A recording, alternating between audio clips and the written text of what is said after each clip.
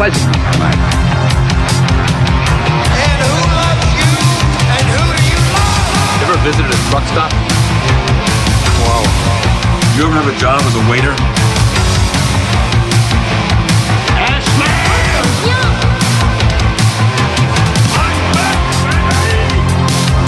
Wow, this is a freak show. You got memory problem. Well played. Baby, I'm a fighting boy. Live from the new kingdom. It's the Our Big Dumb Mouth Podcast. Wow. Now, here's your hosts, Midnight Mike, Joe, and Whether you are an auto mechanic, a farmer, or a rancher, or a shopkeeper, or an insurance salesman, or a police officer, or in the military, or a lawyer, or a paralegal, it doesn't matter whether you're a masseuse, whether you're a grocery checker, you could be a police officer, you could be a school teacher, you could be a trash collector, you could be a politician, you could be a musician, you could be a nurse. Yes, you can be any of all that. Welcome back to another fun-filled podcast adventure. Hooray. My name's Midnight Mike Rowe. And Gretchen. Claim to be Mike Rowe. Mike Rowe is about Mike Rowe songs. That's always the gag. Yeah, Mike Rowe is an actual person. I just can't take his personality, his persona. He's a trained opera singer. Hey, Gretchen is over there on screen. Over there he is, hitting place. Nothing works for 7 years. Nothing works here. Medications don't work. Medications don't work, too. I've been here for 7 years. You know, after this, after 2026, I will have been here for 8 years. So you're going to have to find a new. I still like that. It's still good. It's still like a good little intro to say, hey, you're here. You're doing your thing. I don't know. We'll see what happens. Are we going to make it to 2027? We don't know. The news is tentative on this. We all might be dead. Was it the Deagel prediction that we were going to reduce the world's population by like 60%? Yeah, by 2025. Remember, they said like most. 2025. I thought it was 2027. No, 2027 is war with China. That's what it was.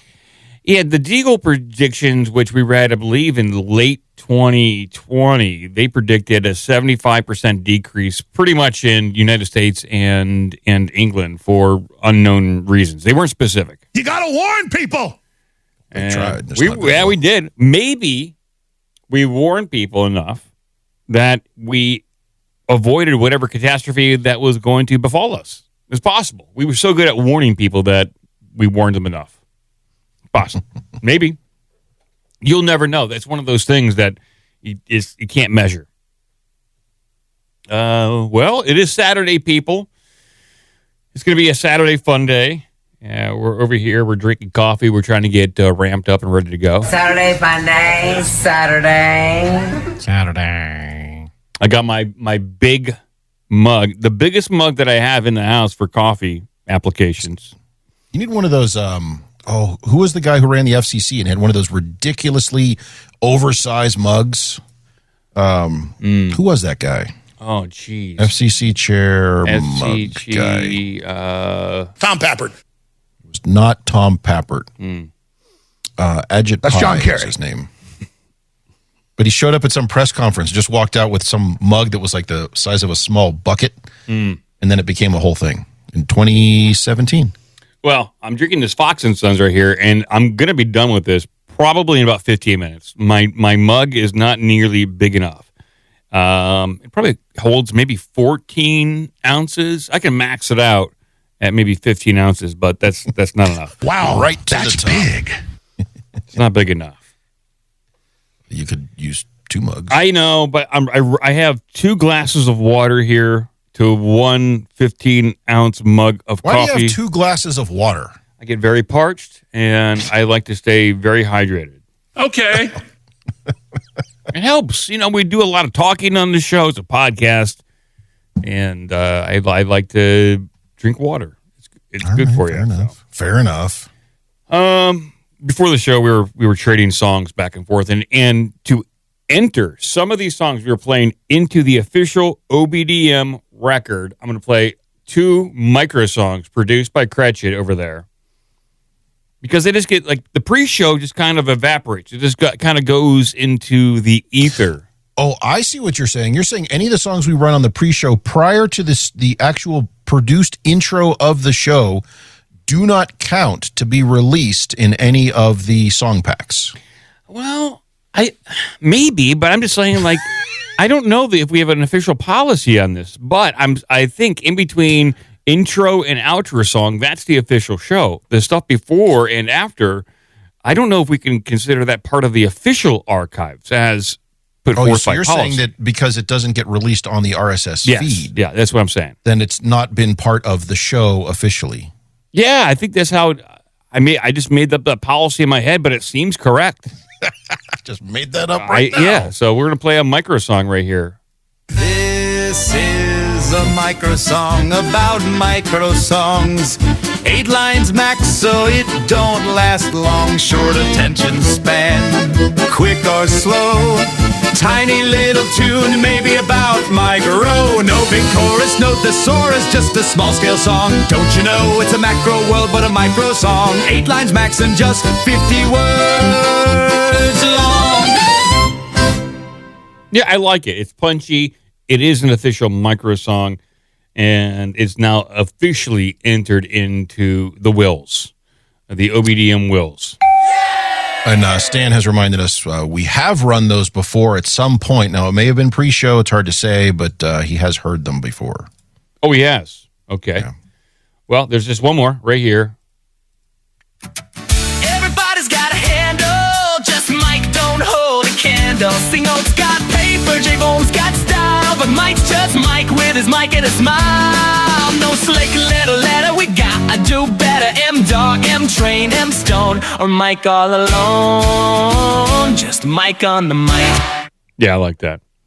It's about me, punches me up, puts me in a good mood.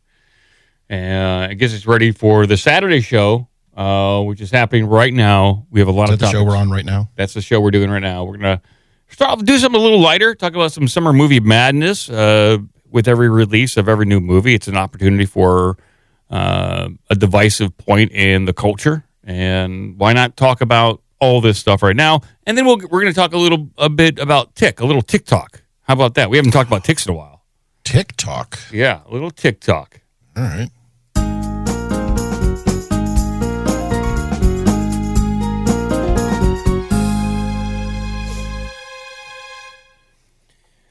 Well, we are in the middle of May right here. And this is when summer movie season, I think, really starts to kick off. The Hollywood people, I think they like to start releasing stuff mid-May, end of May to try to get things going. And I'm all about it. I'm interested in seeing quite a few movies this summer, and I want to share all these new summer events with everyone out there, and we can talk about all the cultural impacts as we go along here. Are you a big movie guy, Cratchit? Are you going to go see any movies this year? This summer? I mean, I will see movies on airplanes, but I do not. We don't go to the theater anymore, and that's kind of been ruined since COVID. So yeah. Well, I'll bring this up on the screen. This comes from the AP News.news, APnews.com. APnews.news. Isn't there a .news domain? There probably should be. Probably. You want to get OBDM.news? Yeah, actually I do. That'd be pretty cool. Wonder if that's one of those ones that's parked for $18 million. Yeah, maybe. It's pretty expensive to get All one right, of so those. what do we got from the AP on movies? So we got, starting on the 15th, I really don't care about a lot of these movies, but I'll read down a few of these. So we have In Gray by Henry Cavill. Henry Cavill's in that one. You know, Henry Cavill, he used to play Superman. And then we have... they kept rebooting Superman movies and making them worse. And Henry Cavill's been the best recent Superman in history as far as I'm concerned. He's been a great Witcher until he left. But May 20th, we have Tom Clancy's Jack Ryan Ghost War. This is produced by Amazon MGM Studios and Amazon Prime. The Jack Ryan character is being played by that tall guy from The Office. He has now morphed directly into the new Jack Ryan. I don't know if I buy him as Jack Ryan, but apparently he does a pretty good job. Oh, they did a TV series that immediately they were like, yeah, this is the name of the character, and immediately said, but we're going to ignore most everything about the character and do our own thing. So, I mean, it's not to say that I watched the part of the first season, I think. And not to say it wasn't a bad show, but it was not the Jack Ryan character. Yeah. Amazon's notorious for that, by the way. Yeah, I understand.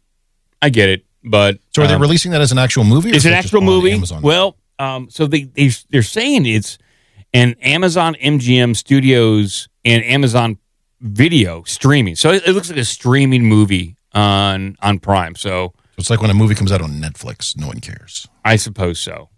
Yeah.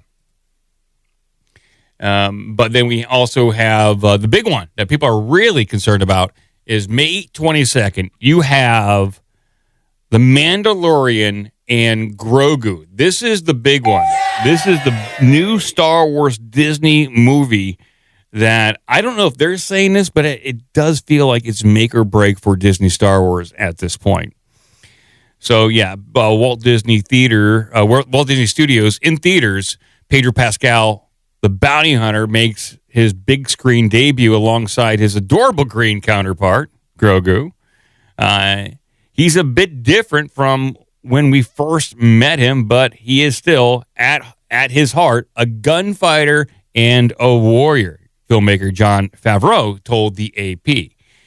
Now, there have been some pre-screenings of this summer blockbuster movie right here, and it does not overall look good for Disney. They say that the Mandalorian movie is not good. Is that what's going on? Well, I don't know what we're expecting here.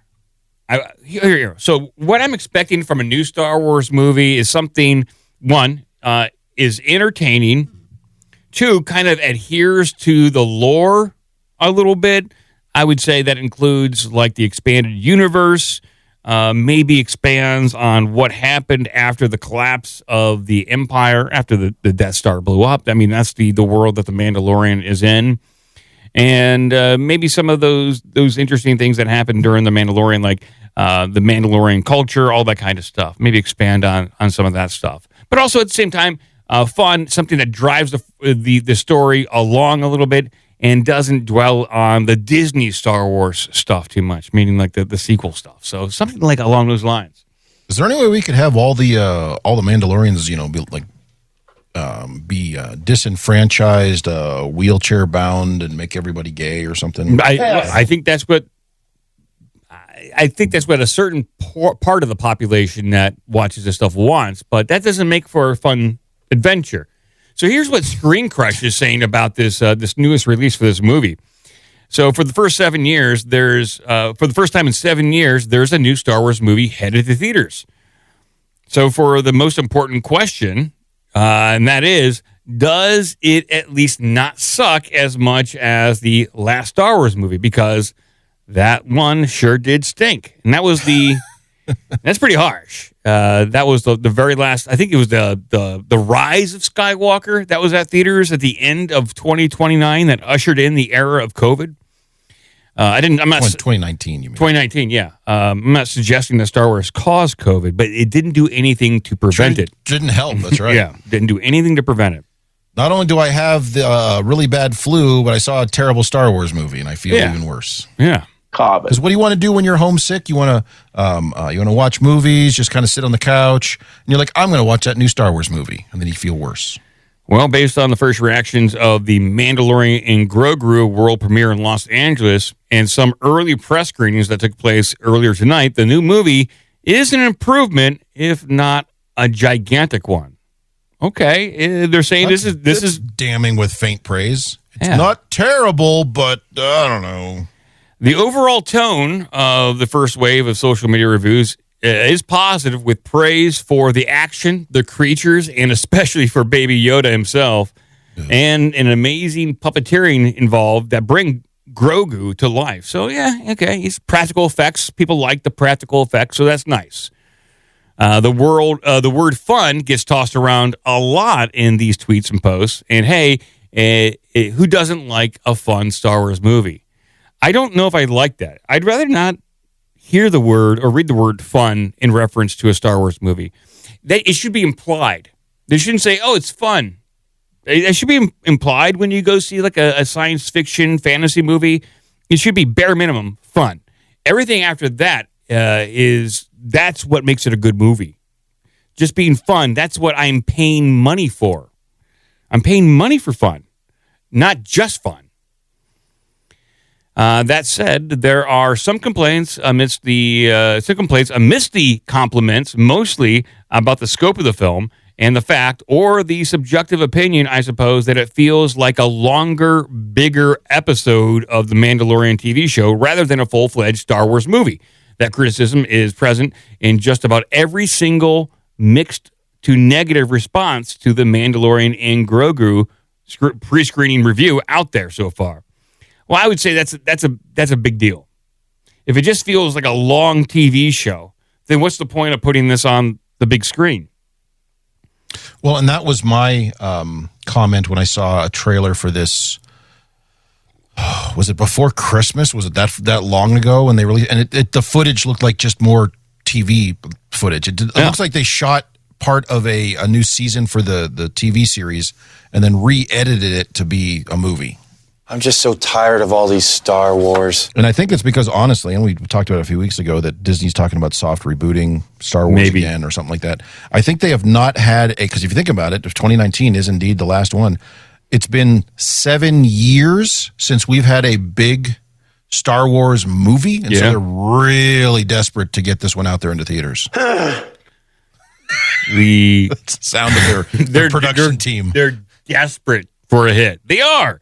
Because they've had a lot of stinkeroos out there when it comes to, you have the Solo movie that was didn't do well at the box office. I didn't think it was that bad of a movie, honestly. When you look at it, it was a quaint little story about Han Solo. I give it maybe a C+ or a B, but it didn't do massive numbers like they were hoping. But pretty much, Last Jedi and The Rise of Skywalker were horrible movies, in my opinion, when it comes to Star Wars lore. Little bit. I honestly know I have seen these films. I can't remember a darn thing. You black them out. Yeah. Here's a quote tweet by Courtney Howard. Hashtag The Mandalorian Grogu is a ton of fun. A perfect summer movie, action-packed with a lot of humor and heart. Not episodic, a fully cinematic journey. Grogu steals the show. See it on the biggest screen possible. How much did she get paid for this? Yeah, I was going to say, wow, you earned every penny on that. Give me some money. I would help energize this stuff. I'm looking to make a few bucks here promoting Star Wars, especially the Mandalorian. I like the Mandalorian TV show. Yeah, season 3 was a little hit or miss right here, but at least it's a character in a storyline that I want to like. I root for that character in Jon Favreau taking care of his little piece of the cinematic universe. Like, I want it to do well. Here's another one from Eric Davis. Star Wars is back and on the big screen. The Mandalorian is a thrilling adventure full of big fights, gnarly creatures, and plenty of adorable Grogu moments. And it's less about the lore and more about fun. Freaky romp across the galaxy. I really dug that about it. Less about the lore. I want more lore. You just said you wanted the lore. And they're like, you know what, Mike? No. I want more lore. That's what Star Wars nerds want, is they want lore. They want to find out about the nooks and crannies of the Star Wars galaxy and how these different little societies on each world operate. I like that stuff. That's where you nerd out, and that's where the expanded universe really succeeds for me when it comes for like the books. Because you find out about the off the beaten path stories. And apparently this movie is not about that. It's purely about fun. I've had enough fun. I'm looking for lore. Even though I'm paying for fun, I want lore. What does this one say? The Mandalorian Grogu is the most fun I've had at a Star Wars film in a decade.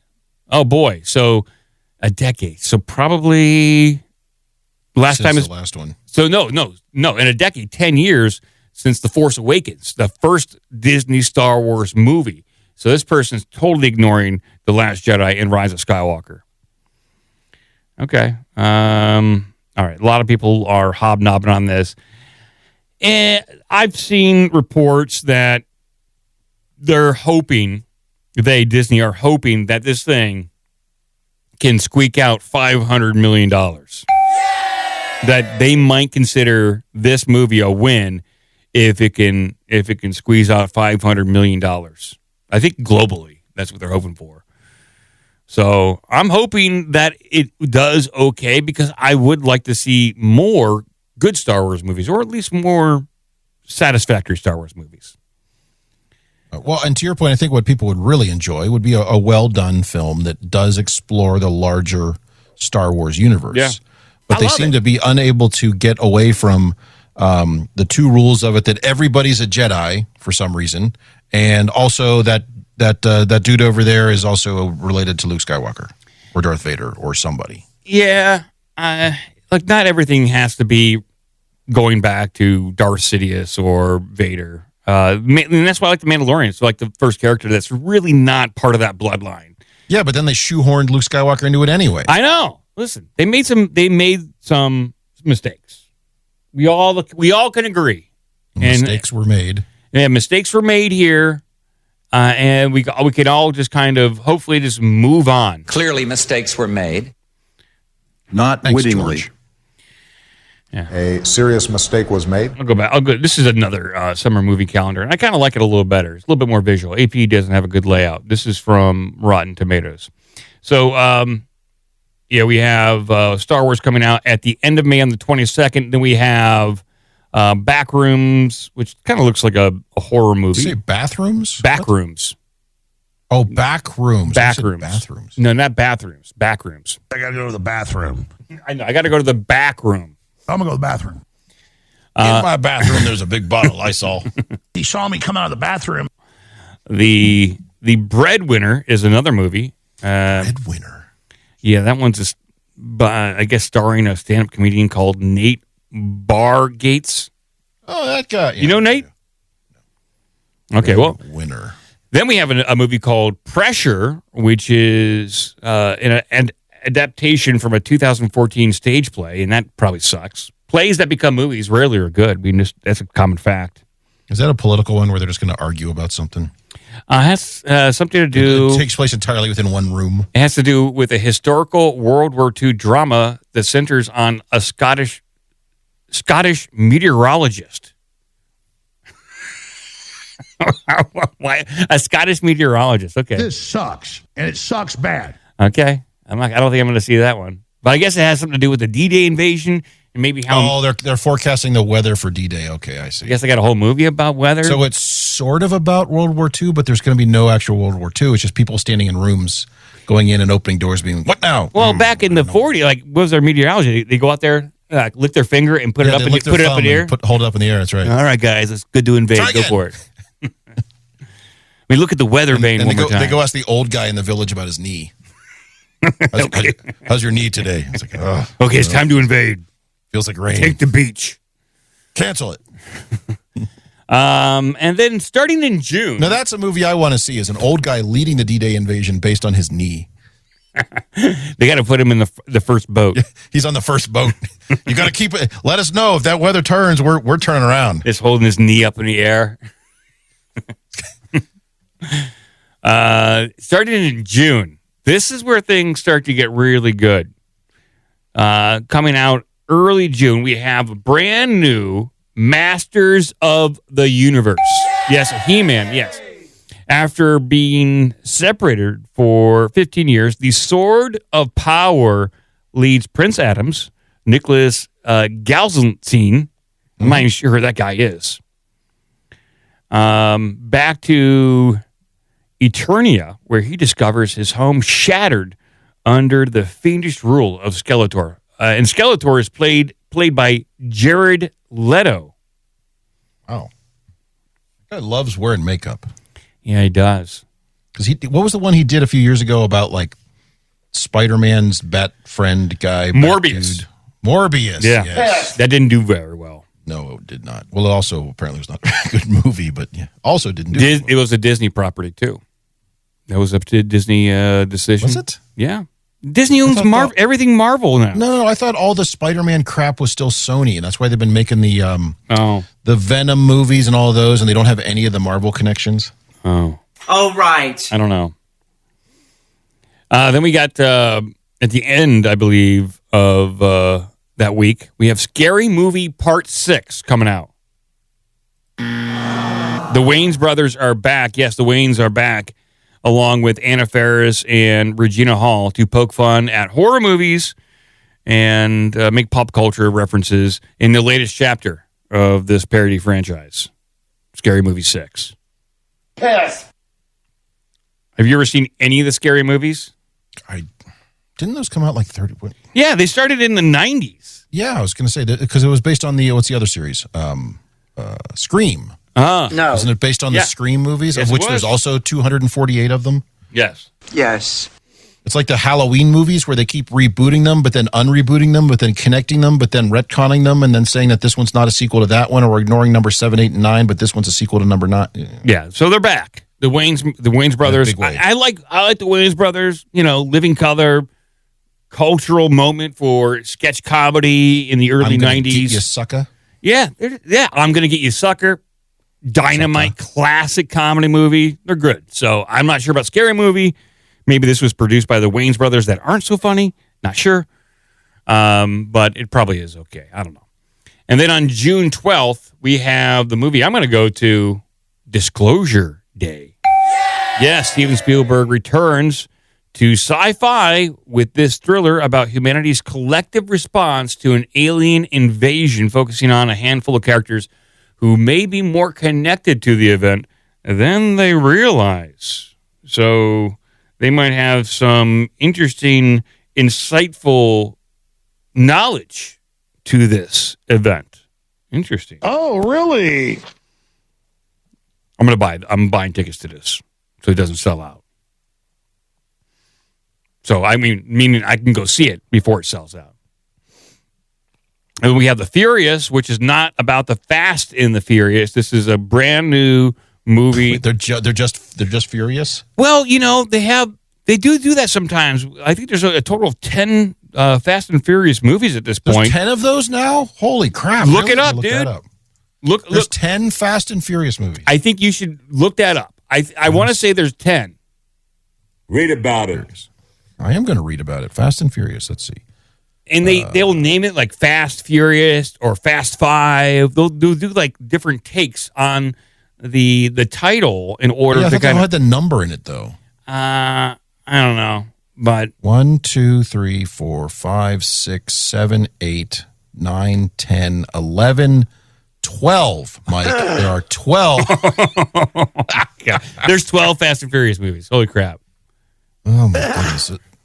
Wait, well, so what's this one you're talking about? Because that's not even on this list. No, this is.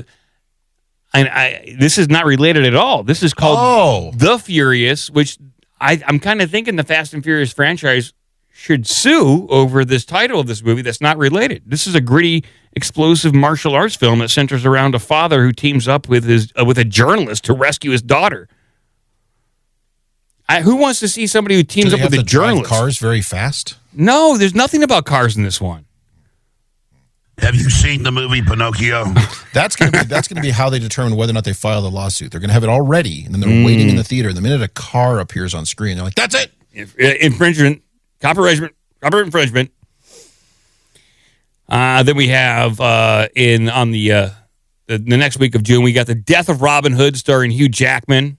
Then we have Leviticus, which is a horror film from Australia. It's a sequel to Exodus. Is it really? Oh, yeah. Okay. They've had that whole media franchise: Genesis, Exodus, Leviticus. I'm kidding. Well, it centers around. It's the Pentateuch trilogy. All right. 2 people got that joke. It's you're doing some biblical references right there. This is Moloch. This horror film is centered around 2 teenage boys whose community church forbids their burgeoning love and place a curse on them in a form of a demon that haunts them in the form of what they most desire, each other. Huh? Wait, what?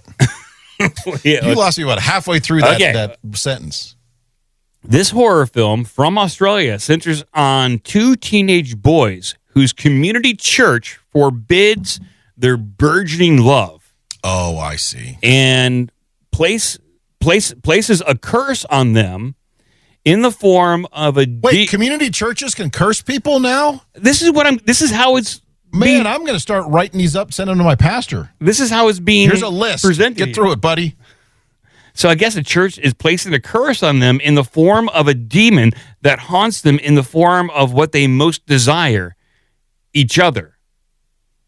So this is some sort of gay horror film that this is it's a little weird. I wouldn't expect this to come out of Australia, who seems to be progressive, but maybe they're, I don't know. But I'm gay, I'm gay, I'm gay. That was the original title of the film. And then at the then we have Toy Story 5 is coming out. What? There's I thought there were 3 Toy Stories. Don't when did they believe get the number 4 out 5.6. I guess. Golly, you stop watching movies for like 15 years and look what happens. Yeah, I know. Toy Story 5 is coming out. Then we have. Does it still have what's his face in it? Tom Hanks and Tim Allen are back in a big way. All right. Yeah. By the way, I did find this movie poster. You may want to show people. Let's see. Operation My Knee is Acting. Yes, that looks good. Who's directing this? Is Spielberg directing this? This is Spielberg again. I see this guy. He's charging into combat holding a weather vane. What is that thing called that he's holding? I don't know. That's an aeronameter. What is that thing called? Oh, aeronometer. Well, I don't know. He's telling the troops. What do I look like, a Scottish meteorologist? I don't know. And then in June, we have The Invite. We also have Jackass, The Best and Last, new Jackass movie coming out. But from this, it looks like it's Johnny Knoxville and the guys and a combination of new stunts, interviews, and old footage. So it looks like it's kind of like a rehash or a best of. I can't believe that they're releasing this at the theaters, but, they're desperate. Hey, people will watch it. Mm-hmm. And then at the end of June, we have Supergirl. Supergirl's coming out, yes. After she made a fun cameo at the end of 2025 Superman film. Oh, is this tied to the Superman? This is a James Gunn cinematic universe for the DC, comic book franchise universe. I think they've already rebooted that again. Well, listen, there's sometimes I probably will wind up seeing Supergirl. I think my wife wants to see it because my stepdaughter wants to see it, and so by proxy, I might see it. You're having to drive. I think I'll be driving the car, and then I'll see it. And then in beginning, if I recall, that one they finally got what's his face to play Lobo. Oh, Lobo's in it. Apparently, it's been coming for I remember them talking about. I can't think of the dude's name, the Hawaiian guy. Oh, Jason Momoa. Yeah, Momoa's playing Loboa. Yes, Loboa. I like Jason. They've been talking about that for like 15 years to try to get a Lobo movie out. Yeah. He's always been named as it. I guess they finally got that put together. So Lobo's good cool. on them. Yeah, which is interesting because now he plays both Lobo and Fishboy. What's the other guy's name? Oh yeah, Aquaman. You can't. See, I don't like that. So now we need a Lobo Aquaman team up movie. That's what they did with who's that guy who played Thanos? They had Josh. Oh, Josh Brolin. Yeah. Josh. He played Thanos, but he also played Cable in the Deadpool movie. That's right. Which I actually liked him a lot as Cable. I wish it should be Deadpool and Cable for here on out. They're a great team, but team them up. Yeah, that's a double feature: Deadpool and Cable, or Deadpool, Cable and Thanos, and then the double feature with Lobo and Aquaman. I'm probably in the minority on that. I'm a Liefeld fan. I'm a Rob Liefeld Deadpool Cable fan. I'm probably in the minority, but that's my generation of comic books. I love that. So, and then in July, this is where things start to get controversial. All right, we're starting things off in July with the Minions and Monsters, all right? Yay! This is the third film in the Minion spinoff prequels that takes place in the 1920s. Third film, Cratchit, of the Minion spinoff. He said in the Minion spinoffs prequels. Oh, you're right. Yes. Minions, and is this with the Monsters Inc. guys? Is that what I think so. Yeah. Oh, jeez. And then we have Young Washington coming out on July 3rd, people, just in time for Independence Day. Oh, you're right. That's good timing. We have Young Washington. As the title indicates, this historical biopic tells the story of a young George Washington prior to his presidency, focusing on his time as a soldier in the French and Indian War. Which I think all about him chopping down a cherry tree, right? That's when he was a kid, though. He didn't do that during the war, right? So this is probably about Fort Necessity, I'm guessing. I don't know, but I think it's an interesting period. I think it would, if done correctly, I would check that out. That sounds interesting. Well, I mean, the timing is right to do that as part of the 250th. The bicentennial coming up here. Not a bicentennial. It's a tricentennial. Yeah, why not? Sure. All right. All right. I had that one could. It could be good. That has piqued my interest. I hope they do a good job with it, and it's not some retroactive. He was actually in a wheelchair the whole time. Yeah, and give him wooden teeth. I mean, that he throws at somebody. Yeah, he has to take somebody out. Take out in a struggle after he fires his musket and doesn't have time to reload. He has to murder a guy with his wooden teeth. I want to see him kill some Indians with his wooden teeth. Why Indians? It's French and Indian War. Oh, yeah. Kill the French. Whoever's closer. Whoever he can get his hands on or his teeth on. He's go around biting people. On July 10th, we have Evil Dead Burn, which I don't know. The Evil Dead series, the Raimi. I guess so. Yeah. Yes. This plot is the latest chapter in the Evil Dead franchise. Remains tightly under wraps, but horror fans can expect plenty of blood, thrills, and supernatural shenanigans. Directed by Sebastian Vanek, which I don't even know if Sam Raimi is attached to this at all. Probably. Maybe he's producer. Yeah, maybe. What's it called? Evil Dead what? Evil Dead Burn. It's bullshit.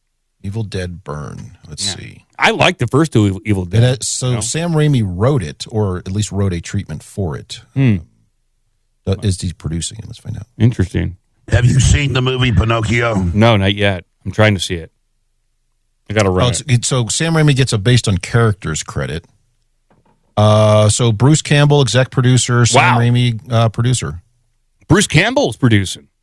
Well, exec producer. So yeah, he basically he's trying to get some back end money. That's right. They got his permission and then said, and if it does well, then you get. I get it. Sam Raimi and Bruce Campbell, they're buddies. He's like, listen, you're older. You obviously can't play the part anymore. Well, the question is, does he have a cameo? Oh, he's got to. Come on, he's got to. Bruce Campbell, he's legend. He's got to have a cameo. And then we have a very controversial movie coming out. We have the Odyssey. Yes, and everything that comes out about that, it seems to get worse and worse and worse day by day. Yes, Christopher Nolan's next highly anticipated star-studded project is the adaptation of the ancient Greek epic that charts the journey of Greek king Odysseus as he travels home after the Trojan War. Yes.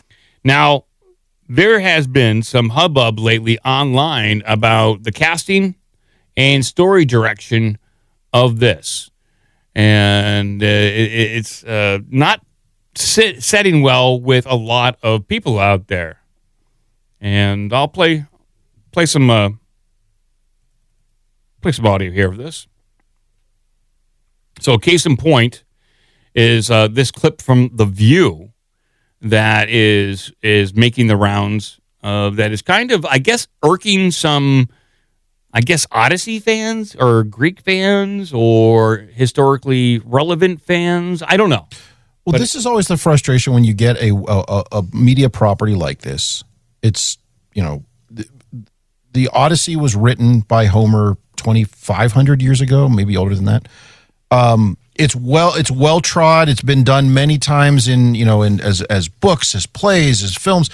Just make a modern version of that with that looks cool and it tells the adventure of Odysseus' 10-year journey to return to his wife and fight off all the suitors, and the dog recognizes him, and all these stories we remember from reading the book in high school, which I'm assuming everyone has done, but who's to say it's probably racist now. But instead they're like, you know what? No, I'm going to put my spin on it. Yes. Well, here is The View talking about this. This idea was also explored in a book called Black Athena. I think people should read it, which argues that classical Greek culture is heavily indebted to Afro-Asiatic and Near Eastern roots. I actually taught Greek mythology to 8th graders.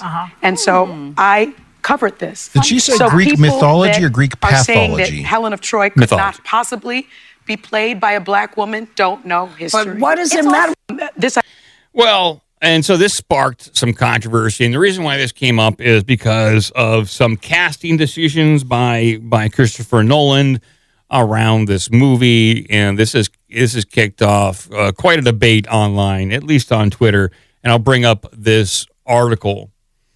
This is written, I got to say, by the Daily Beast. Okay, the Daily Beast, they're going to have their opinions and their perspectives on this particular movie and reactions online. They obviously they specialize in going after conservatives and Republicans, and so they're going to convey it like that. And the best part about it is you can guess what kind of glasses this person is wearing and what color their hair is. Oh yeah, I think it's implied. I think it's implied. If it loads up, if I can get this article to load up, it doesn't seem to be loading. I wonder why. So this Black Athena, the Afro-Asiatic roots of classical civilization, initially written 1987, then 1991, and 2006. A British professor basically proposing an alternate hypothesis on the origins of ancient Greece. All right, then. Oh, really? Can you get that Daily Beast article to load up? Because mine's just not loading anymore. I wonder if they took it down. Or if I just have a bad connection. Maybe I got hacked. I don't see... Oh, Odyssey History, that one? It should be titled MAGA Melts Down. Oh. Yeah, it came straight up for me. Huh, I wonder why mine's not loading. There we go. I could pull... Oh, did you get it? Okay. Just finally pull an archive. But. Yeah, so MAGA melts down over already sold out summer blockbuster. Now, I don't know if it's already sold out. I think it might be sold out in 70-millimeter theaters for like the IMAX stuff. But this is a highly anticipated movie. I'm a fan of most of Christopher Nolan's stuff. And so I've been looking forward to this. My wife has been looking forward to this. We're going to go see the weird time travel one? I haven't seen that one yet. And now that it's been mentioned to me a number of times, I got to check it out. I have to. Okay. It's well shot. It looks good. It has all the right, actors, and the production's great. And all. The story, you're like, all right, hold on, let me pause it, write this down again, because you have to almost like map it out, because it's this guy did this before he did that, but then they did this, and these people came from there. Like, what is going on here? So here's a little clip from what they're playing on this MAGA Melts Down. Famous Hollywood director Christopher Nolan, this guy right here, is making a movie based on the book, the poem, The Odyssey. And I'm not kidding when I say any of this, but the role of Achilles will reportedly be played by Elliot Page. I don't think that's true. Looks like a guy, formerly Ellen Page, meaning the most famous warrior in history, not just Greek history, all of history, Achilles, is about to be played by a transgender woman in a brand new movie. You might remember Ellen Page from the hit movie Juno 20 years ago, where she was definitely a woman. Oh, she was Are you honestly and truly Nolan's, going to prom with Katrina DeVore? Inception. Hi. Leah just said that you were going to go with her. Yeah, I did ask her if she wanted to go. A bunch of us from the team are going to go to Benihana and then go to the prom and then go to VJ's parents' cabin. Have you seen the movie Pinocchio? We're getting a stretch limo. Your mom must be pretty stoked that you're not taking me. Yeah, so that is Ellen before she became Elliot. And Elliot will now be playing the role of Achilles in this new movie. Achilles, who is described throughout history as being a superhuman warrior, deadly on the battlefield. He even defeated Hector of Troy. You might even remember Brad Pitt played Achilles in a movie 20 years ago, meaning we've gone from Brad Pitt to a girl who dresses as a guy who's 5'1", 118 pounds. That's the person that's going to be playing the greatest warrior in history, because to the left, that is normal. That's okay. And to top it all off, playing Helen of Troy, the woman who started the Trojan War. The likeness on the right, probably not great. She was beautiful. The woman whose face launched 1,000 ships, whose beauty was unparalleled, a woman who was definitely white, is going to be played by Lupita Nyong'o. I mean, look at that face. You might be looking at this photograph saying, I think Lupita Nyong'o is black, and you're correct. We haven't adjusted anything. And I've got nothing against Lupita, but I do have a problem with the complete rewriting of history. Helen of Troy was not black. That's not me being mean, that's me telling the truth. The real, actual truth, which we tend to do a lot of. And so we can stop it right there. So that's what the View clip was about, that there is a black woman playing Helena of Troy, which is sparking this kind of online debate around historical accuracies and casting decisions. And so this goes to the article right here. MAGA melts down. Yes, the right has landed on its next Hollywood target, the Odyssey, the forthcoming summer blockbuster from Oscar-winning director Christopher Nolan, which depicts the fictional events of the Greek epic. The Odyssey was the subject of a long-awaited rant by Newsmax host Rob Finnerty on Thursday evening over its rewriting of history. Though the Trojan War, as described in the epic, really happened, there is no evidence that any of its characters actually existed. Still, Finnerty, 44, complained on his show the role of Achilles will reportedly be played by Elliot Page.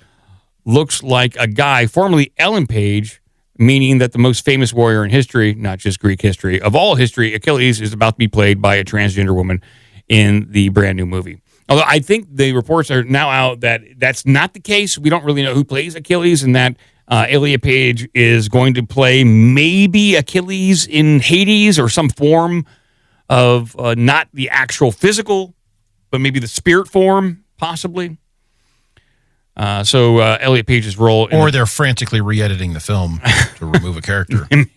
Maybe. Well, this happened a couple of years ago with the one about, the John Paul Getty's kid who got kidnapped, and it was starring Kevin Spacey. And they removed Kevin Spacey from the film because this was when Kevin Spacey was getting written up on all the and all the trades or the newspapers of him getting, going and getting handsy with people. Which then nothing ever came of any of that or something. It was weird. I don't know what's going on. But they completely replaced him as a character in the film like 3 months before it was released. So, well, Elliot Page's role in the film has not been confirmed, other than confirmed cast members including Matt Damon, Anne Hathaway, Tom Holland, Zendaya, Lupita, Robert Pattinson, and Charlize Theron, among others. So they're all in the film. It's a star-studded event. So, quote, a woman who definitely white is going to be played by Lupita Nyong'o. Which, if they're going to try to adhere to, I guess, some historically accurate of the era, mythology, then I say do it. But I'm with you, Gretchen. By and large, I want a good story. I want there to be some sort of an adventure. I want it to look good. I like the mythology. I've recently watched, Jason and the Argonauts. I even went back, like last night, watched Troy featuring Brad Pitt, which just is the fight between Greek and then the Trojan, Troy, I should say, and Hector versus Achilles, which it's a cheesy movie, but there's some cool action in there. And let's see here, and there are a lot of people that are saying that this is historically inaccurate. Even going so far as to saying that Christopher Nolan is mixing eras, meaning that some of the armor that is in this movie, it looks like it should be in the 15th century, like full plate mail, full plate armor, which maybe didn't exist back then in this era. So I understand filmmaker taking some liberties and being able to want to tell the story that he wants to tell.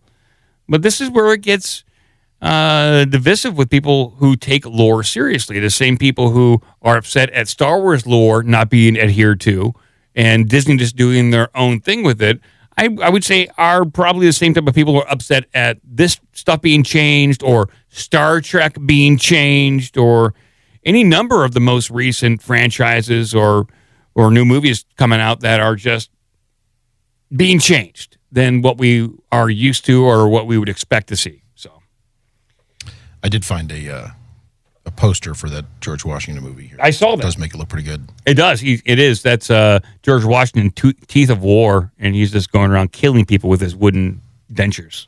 It's incredible. I would watch that movie. I would definitely watch that. I can play. So Nerdrotic, who does a great job at like pop culture breakdown. I for the most part, I agree with a lot of his takes on like these Is this the guy with the really thick horn rimmed glasses? I think so. But I'll play a little bit of his intro. He does a great job of breaking this down, and I'll play just maybe the first few minutes of this. Let me see here. Wow. Actually, before you do that, since we're talking about it, this is apparently an actual photo, and it's a spy photo or a long distance photo. Damn it, long distance photo of the set of the Odyssey. This looks like Christopher Nolan is throwing coffee on Matt Damon. Oh, okay. It kind of does. Or is he throwing coffee to get a better performance out of him, like scolding him? I don't know what's going on here. Clearly, they're discussing some sort of scene, but it looks like he's throwing his coffee on him. Yeah, he's probably trying to get a better performance out of him. Act better. Act better. Keep your composure, boy. You've been a disappointment this week. Yeah. Got a long way to go today. Yeah, he's Nolan. It's known that he's a real slave driver. Yeah, he's a real slave driver on the set. That's right. I don't know what's going on in this. I assume he's shipwrecked or something, and he's talking about how he's what they're going to do in the scene. But this photo just very strange. But I'll play a little bit of this from Nerdrotic, and then we'll move on to a little TikTok before we take some calls. I'll bring this up on screen. This idea was also explored in a book called Black Athena. This idea, people should read it, which argues that classical Greek culture is heavily indebted to Afro-Asiatic and Near Eastern roots. I actually taught Greek mythology to 8th graders. And so I swear she says pathology. So people that are saying that Helen of Troy could not possibly be played by a black woman don't know history. What you just said is one of the most insanely idiotic things I have ever heard. At no point in your rambling, incoherent response were you even close to anything that could be considered a rational thought. Nerdrotic.com. Greetings, you over 1 million practitioners of common sense, something that seems to be in short supply these days, and the 40% who haven't subscribed yet. Without a doubt, Christopher Nolan is the king of Hollywood. He's not only its most notable director, he's the last movie star, the only guy in Tinseltown who can consistently put butts in seats on his name alone. And there's no better proof of that than Oppenheimer, a 3-hour biopic where a bunch of it's in black and white, people are just sitting around and talking, and it almost made $1 billion and won a lot of Academy Awards, including Best Picture. Nothing you guys don't know already, yet it doesn't make it any less insane, but that is the power of Nolan. That's why it's surprising to be in this unusual territory of having to talk about Christopher Nolan's name mired in controversy. And no, it's not because of the questionable sound mixing where you're watching some of his movies at home and you constantly have to have your finger on the volume button. True. And no, it's not because of some of the questionable science in Interstellar or the questionable quality of The Dark Knight Rises. And listen, there's no question that movie's terrible, because despite all of those things, Nolan movies make a lot of money, and he's got the biggest and most enthusiastic fan base I have ever seen for a director, and yes, I'm including Steven Spielberg from the 80s. Now, occasionally, they can make a Snyder Bro sound reasonable because they're passionate. That's why, to say the least, it's a bit odd with the Odyssey that Christopher Nolan, the big daddy of Hollywood, is playing the Hollywood game when he doesn't need to. People used to joke that Christopher Nolan could probably use a real atom bomb in Oppenheimer, and the truth is, if he really wanted one, they would find a way. So when some of the questionable casting of the Odyssey was announced, Christopher Nolan got something that he earned but Hollywood doesn't deserve, the benefit of the doubt. And let's face it, most of the casting is pretty good. Now, Matt Damon isn't anyone's first choice for Odysseus, but he's not bad. Tom Holland, Robert Pattinson, Anne Hathaway, John Bernthal, Mia Goth, James Remar, and even Charlize Theron, because the more time she spends on a set filming a movie is the less time she spends adopting children and changing them. But after that, it gets pretty bad. Let's face it, when people are overlooking Zendaya playing Athena, you know you're in trouble. I don't have anything against Zendaya, and I don't think she's as bad as Pedro Pascal. I am just curious as to why she gets cast in so many productions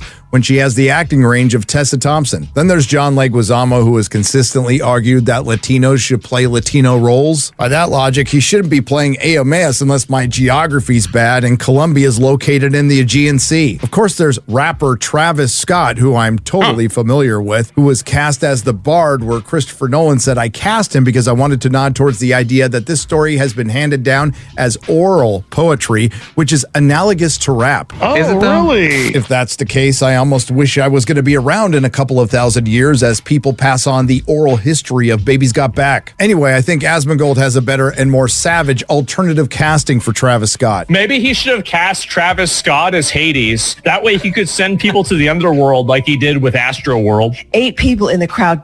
Oh, no. Okay. But then we get to what may or may not be the worst of the casting. It has been rumored for months that Lupita Nyong'o is playing Helen of Troy, and just a couple of days ago, it was confirmed. The face that launched 1,000 ships and the face that was behind Will Smith right after he smacked the shit out of Chris Rock at the Oscars. Keep my wife's name out your fucking mouth. I'm going to. A decision that has earned the label the ODEIC, and it's got everyone scratching their head and asking Christopher Nolan, what the are you doing? The man known for grounding things even with the wildest concepts. The guy committed to realism and technical craftsmanship goes full Netflix.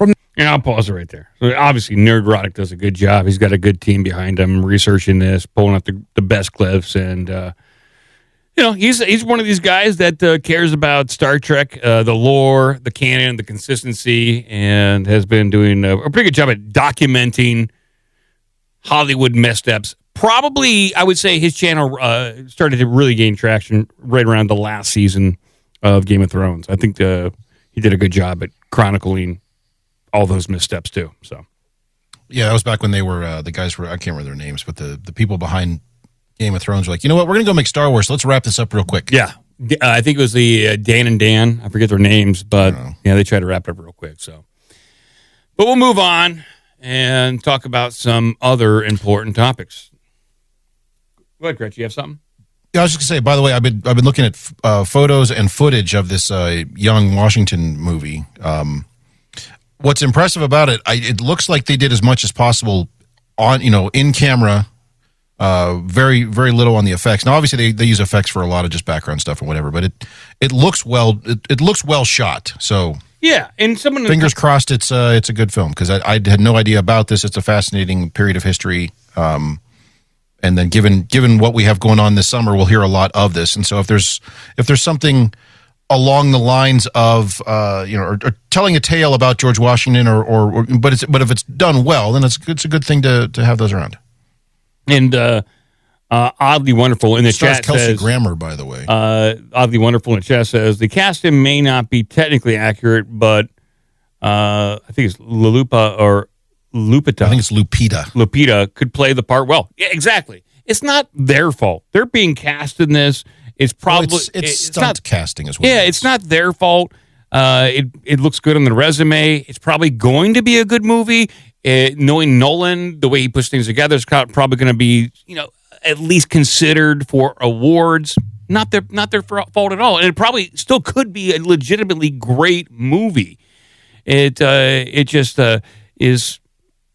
typical for Hollywood to try to do something like this. And I don't know if they're trying to purposely be divisive, but at the same time, I just care about whether or not the movie is good. And if it's believable, regardless if it's mythology or not. I guess I have to push back a little bit on that. It is part of their fault because they agreed to take the part knowing that they were stunt casted. Fair enough. Granted, hey, Mike, here's $350,000 to be in this movie. Of course you're going to say yes, but yeah. Then getting out in front of people and talking about how, no, we're rewriting history and we're giving things a new spin and we're doing no, fuck off with that. Yeah, I agree. And go. We see this a lot in Hollywood. They like to find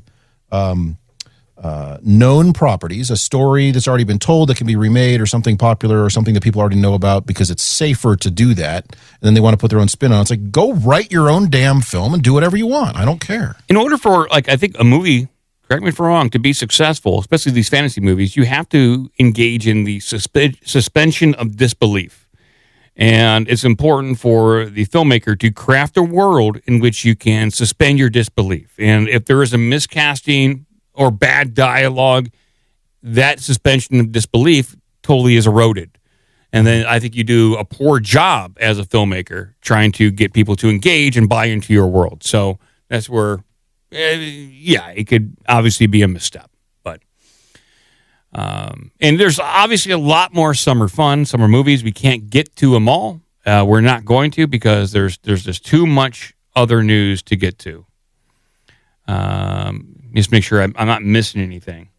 Well, I think we're all looking forward to Disclosure Day, but I think for me anyway, more importantly, I'm looking forward to your take on Disclosure Day. I'll give it a good review. I'm going to see it, and the next day, next show. To your point about suspension of disbelief, one thing in that movie, and granted, I've just seen the trailer, but in the trailer where the lady starts speaking alien, it rips me right out of the film there because they're using the exact same type of speech that they did in the 30-year-old Charlie Sheen film Arrival.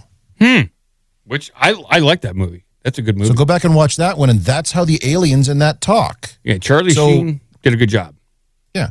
But that's how the aliens talk in that film. And so during the trailer, when she starts speaking in an alien tongue, and granted this was months ago when they first released the trailer, so they could have adjusted since then, it takes me right out of it because I'm like, well, now I'm thinking of the Charlie Sheen film. And for people just listening at home, pretty much all summer movies stop when the Odyssey comes out. So there's nothing else good coming out. Hold on. Closing all the theaters. Yeah. Oops. Bye-bye. All right, we're going to move on and talk about ticks. Because there's nothing more fun than ticks. Yes. Personally, here in Ohio, I would say, especially late April, early May, such a huge, pardon the pun, uptick in ticks in and around my property. There was one day where I picked 3 off myself, a couple off my dog, my wife. We're outside. We're doing homesteading stuff, gardening, taking care of the property. And typically we don't have that many ticks around the house. But this year we're experiencing quite a number of more. I would say it is 5 times more prevalent than the past few years. I have a whole, a little mug upstairs about this side, almost full of ticks. I got probably 25 of those. Them? I put them in water. I drown them, Cratchit. I drown them. Do you drink them with your morning coffee then? No, I just drown them. I have to do it. So you should feed them to your chickens. Well, I put them in there so I can look at them. Poke at them with a stick. Well, in case there is some concern over some disease, I want to have at least a record of what I've captured so far and cataloged. Some of these ticks, they're creepy crawlies, and I will bring. They are arachnids. They are arachnids, and they're very concerning. There's a lot more ticks than normal. Are you finding the ticks in your house or just out on your property? Typically, just outside. But like I said, typically we have a grass around the house, and then we have woods and some long grass. But we haven't had this much of a problem as like we've had this year. This year has been insane. So up here on screen, first headline, please, related to ticks. is climate change is driving the tick boom. Maha is blaming Bill Gates. Oh, really? Yes, we are blaming Bill Gates for that. Oh, Billy boy. Is he releasing like genetically engineered ticks? Is that what's going on? I don't want to ruin a story for anybody, but maybe. How about that, Bill boy?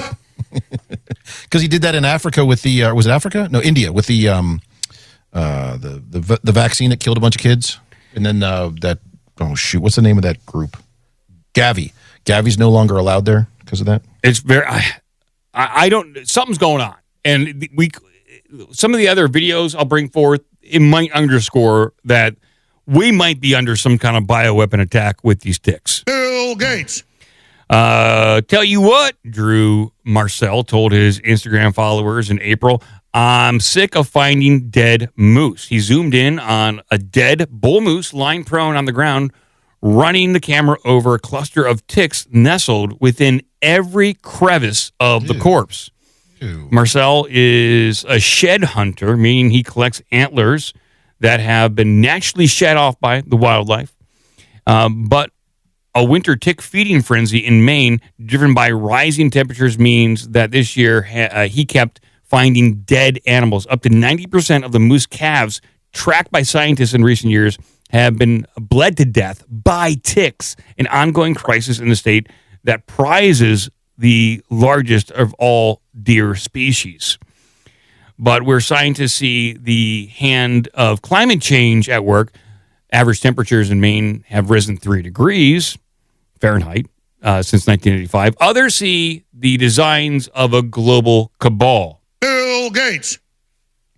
Quote, human-engineered biological warfare, read a comment on Marcel's video posted by Dry Van Longhove, a far-right former member of the Belgian government who was recently convicted of violating the country's Holocaust denial laws. His comment got 32,000 likes.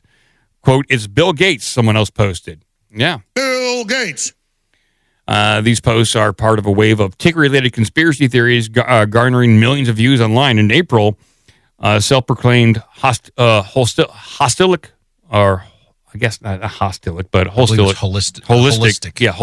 doctor. I'm not looking at the articles. Yes, it's holistic doctor on Instagram claimed to have spoken with multiple farmers in the Midwest who told her that they were finding boxes of ticks dumped on their property. What? Like they're just like someone's leaving millions of ticks? Boxes of ticks on their property. Quote, something is happening with ticks right now, and the farmers are starting to talk. So this comes from, I would say, a less slanted article saying, hey, this is climate change. There's no bioweapon. There's no bioengineering going on. This is just because of climate change, this tick uptake. Yeah, dummy. Well, how about this? On X, I'll bring this up. Alex Jones has been on this. He's been on the TikTok for quite a while. TikTok. And this is a personal story to me because I got at least it was confirmed when I was 18 that I had Lyme disease, and Lyme disease is transmitted by ticks. And although I had no recollection of being bitten by a tick, I had none of the red welts that should surround the infected area or the contact area. But I tested positive for it, and so here is. Don't ticks also cause it's Lyme disease, and what's the other one? Alpha-gal, the alpha-gal syndrome. Yeah, so I'll bring this. Gets people off of meat. So this could be another kind of one of those like, let's get people away from meat and just eat bugs and kale. Yeah, so people unfamiliar with that, here's a video talking about that. Talking about ticks here lately, and I'm happy that people are, but I don't think most people who are posting about it really fully understand what's going on with this situation, or at least the major tick issue that's going on, especially in the Appalachian region. I've grown up here my entire life. Yes, it does seem like there's more ticks now than there used to be, absolutely, but that's not really the major issue. We used to be covered in ticks growing up, and we just pick them off of us, but the concern now is this tick right here. It's called the Lone Star tick, and it carries this disease called alpha-gal. alpha-gal. And if you get bit by a Lone Star tick that has alpha-gal and you become infected with it, you can never eat red meat again for the rest of your life, as far as we know. Same for pork. You can have what they call fins and feathers. You can have chicken, turkey, and seafood. And that's really about it in terms of the meat department. Anything else causes severe reactions to people. Some people have, to at least most people, some people have mild symptoms, but a lot of people have very severe symptoms. It could be indigestion problems, but I think one of the worst I've heard and seen is a major flare-up, like a rash or poison ivy, but my family member told me it's 10 times worse than poison ivy or poison oak or anything like that, and there's nothing that makes it go away until the red meat kind of gets out of your system. She had a major flare-up from eating something that was cross-contaminated with beef. She didn't even eat beef. It was cross-contaminated with beef at a restaurant, and she had a major flare-up, hives and stuff all over her. This is the major issue right now in terms of the Appalachian region. I can't speak to the rest of the country, but look, I've lived here my entire life. It seems to me as if this just popped up out of nowhere. Okay, and I know a kid as young as 7 years old who has this. Can't eat red meat for the rest of his life. Just a kid. Now, it didn't pop up out of nowhere. This has been happening. So it became more prevalent about 2 years ago in the deer population, but because of how many more ticks there are, now it's become a real problem. But I'll go back to this. Playing out in the woods. So my question is where did this come from? Where did it come from? Was this created in some way? What is going on here? Because this is a major issue that's having long lifetime, as far as we know, lasting impact on children and American citizens, and nobody seems to be talking about this. If you want to talk about ticks and you guys want to actually do some research, look into alpha-gal. Help us out here in the Appalachian region. We don't know what's going on, and this is, quite frankly, it's pretty scary as a parent. Like I said, I used to get covered in ticks. I'm terrified, and I know every parent around here is terrified of their kids to get covered in ticks now, or even have one tick, because when we were little, you just picked them off, and people can say it's gross, whatever. If you live in a city, that's fine. I don't care about that, but there wasn't a long-term health. I mean, Lyme's disease, but it wasn't prevalent. This is, like I'm telling you, everywhere. I know dozens of people who have alpha-gal. Because I don't know dozens of people who have alpha-gal, and the reason why I'm collecting ticks is right there on screen, Cratchit, is that this tick that's why it's called a Lone Star tick. It's got a white dot on its back. Oh, interesting. And so I need to be aware of this. I still eat meat. You know, my wife does not eat meat anymore. Occasionally, I mean, we like, she'll have bone broth, but if you have bone broth, that will provoke a reaction if you're infected with this. And considering the symptoms that are associated with this, if you didn't know about this disease, you didn't know you got bit by a tick, and you started just to go about your life as normal, you might think that you've got like some kind of virus, and it might be much more hard to diagnose. And so you got to be aware of this stuff. So I collect ticks. I don't want to collect ticks. I don't want to seem like some kind of psychopath, but I'm just trying Here to comes that tick guy out there with the tweezers. He's always picking things off me. Collecting. What's he doing over there? So I got to be aware of this stuff. And so there's a little backgrounder on that. And then we have Alex Jones. He posted this.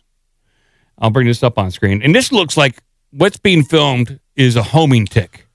By the way, real quick, the previous video you had going there where the guy was talking about when we were kids, we'd run into ticks all the time. And I remember that, you know, when I was a kid, I lived in Pennsylvania and Ohio. And you get ticks just as part of kind of summer. But you don't just pick them off of yourselves. You touch them with a match. You cover them in Vaseline or something so that they back out, because otherwise there's always that concern, and maybe it's an old wives' tale. I don't know, but I was always told you do it that way because you don't want them to. You don't want to just grab it and rip it off of you, because the head and the jaws will get stuck in your in the wound and get infected. Yeah, and everyone's got their own tick technique, and if you don't have one, this is what I do. This could be wrong, could be right. Let me know. Share. You can get at me at OBDM Pod on Twitter. What I do, I get a pair of tweezers. I grab that tick, and then I'm close to an open flame. Then I'll heat up something else, maybe like a pin or a needle, so it's pretty hot. And then while I hold that tick with the pair of tweezers, I gently burn or apply that heat to the back end of the tick, just a little bit. Hopefully, that will provoke the tick to release its grab on you, its hold on you, and it backs out on its own. You don't want to hold it on too long, or else the tick will explode. It will die, and then all the stuff will go into you, and that's not what you want. So you got to be careful. It is a delicate situation. I like this exploding ticks. I've had that happen, and it's not good. I've gone too hard, too fast. You got to slow it down. Too furious. Yes, I was too furious with my ticks. But here's Alex Jones posting this up on Twitter. And what we're looking at here, it does appear to be like a homing tick. Russian biologist is now reporting of aggressive Russian biologist is now reporting the video have a tendency to chase their victims. Yes, chase. The video you're seeing is believed to be of a tick called the hyaloma, which according to biologist Dmitry Savanov is not only resistant to hunger, extreme weather conditions, and aerosol sprays, but also is not native to Russian territory, but rather Africa and Asia. He suggested they could have been brought to Russia through migratory birds. But what he said in an interview about these ticks is the stuff of nightmares. These are real hunters. If our ticks near Moscow are partisan who sit quietly in the grass and wait for you to pass by, then the hyaloma behaves aggressively. They see the victim and run after them. Moreover, their speed. Russian biologists is now these little critters, they're quick too. Is it the thing on the ground chasing that guy? Seriously? That's a fast arachnid right there. That's a fast tick. Like for its size, he's moving fast and furious. There's just no doubt about that. You kind of see that. It's like almost like he's got rabies or something. Yeah. And then this is... Well, this isn't good at all, Mike. No, You're making my Saturday worse. I know. Well, this is... go out with my blowtorch and flame the yard again. I know. So this is... I got to get out there and chop down that grass because these ticks, they like taller grass. Mm-hmm. They like to get it. They have to ride on top of that tall grass and... well, not these Russian ones that like... Oh, the Russian ones, in the parking lot and come after you. I don't need Russian ticks. We got enough problems with Russians. I don't need Russian ticks to deal with. Got to worry about Russian hackers. Homing ticks. Yeah, I don't need this. But here's a clip of a hunter out there trying to find some mushrooms, find some ticks. I'm out here mushroom hunting, and I found, there it is right there, the tick box. The hell? I'm not going to touch it because there's ticks all over that thing. I know there is. Look at them crawling out of it. Millions of them. Now, I don't know. Now, so that's what Alex says. I don't know if that's if that's ticks coming out of that box, but they are moving quick. Those look like ants almost. Big fatty ants. This is where disinformation, malinformation can kind of get loosey-goosey, but I'll play the rest. This is from Alex Jones. What I do know is that Bill Gates is involved with genetically mutating mosquitoes and releasing them in the U.S. and Latin America and other areas of Africa. He is involved breeding up these deadly ticks. The CIA has declassified they're involved. And now these ticks, when you see this footage, people find these boxes that fall out of the sky. That's how they do it. Planes at night. And just all these baby ticks pour out of it. And I've been on hunting all over the country, in Canada, you name it. And I know where ticks are, and I've seen what baby ticks look like. This is 100% thousands of baby ticks pouring out of a box. And this is what everybody's reporting everywhere. They keep catching videos of this, the same boxes.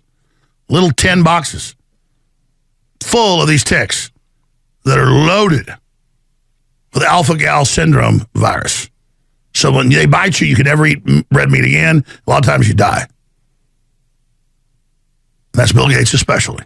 You're watching AlexJonesLive.com. So that's what AJ is claiming right there. And then the video below this is a claim that these are being dropped out of airplanes. And he even said that. He said they fly over at night and drop the boxes out. Which, by the way, is how wildlife management folks trap, beavers and things like that, as they drop the traps at night. So this we claimed is right here, like little parachuting boxes coming down from the sky. I don't know. Well, shoot at them. This is according to the tweet here. Genetically modified weaponized ticks are being dropped from the sky onto farms in boxes. Folks on the ground have documented the event hundreds of times. I want to see a little bit more proof, but I'm just saying I've seen personally an uptick in the amount of ticks. An uptick in ticks. Uptick in ticks. I have not seen a tick with a white spot, a Lone Star tick yet, and I'm being pretty vigilant. I'm trying to pay attention to this stuff. I'm curious what this video is. I mean, if it's not them, airdropping ticks on people. What is it? I don't know. What is it? Why are there so many of these little boxes being airdropped onto somebody?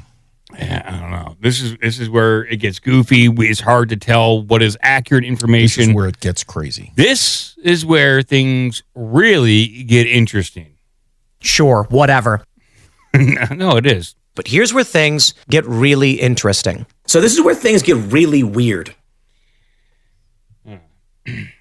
So, let us know. I would like to know, people out there, your tick problems. And now I think there's reports of ticks in Florida now, which I don't even know if there technically should be ticks in Florida. There's reports I've seen just Florida's a swamp. Rumors of ticks in Arizona, which typically there shouldn't be ticks in Arizona. At least when I was down there, they said, "Hey, we don't have ticks down here, so typically we shouldn't see a lot of Lyme disease." That's why you moved there. Yeah, no ticks. You move away. You moved to Arizona to get away from the ticks. Then they said hantavirus. You're like, damn it, he left. No, we'll open up the phone lines here. Then we're going to get over to Cretched right now. Phone lines. Big time. Go ahead and take the phone calls. By the way, for the ticks, I suggest everybody go get yourself a flamethrower and just start roasting the lawn. Yeah. It couldn't hurt, right? Unless you start a fire and burn down your house. It's just don't aim at your house. But unless there's ticks in there, at which point, fair game. It's claim insurance. Judge would be like, what were you doing? You're like, look, there's ticks in the house. No, okay.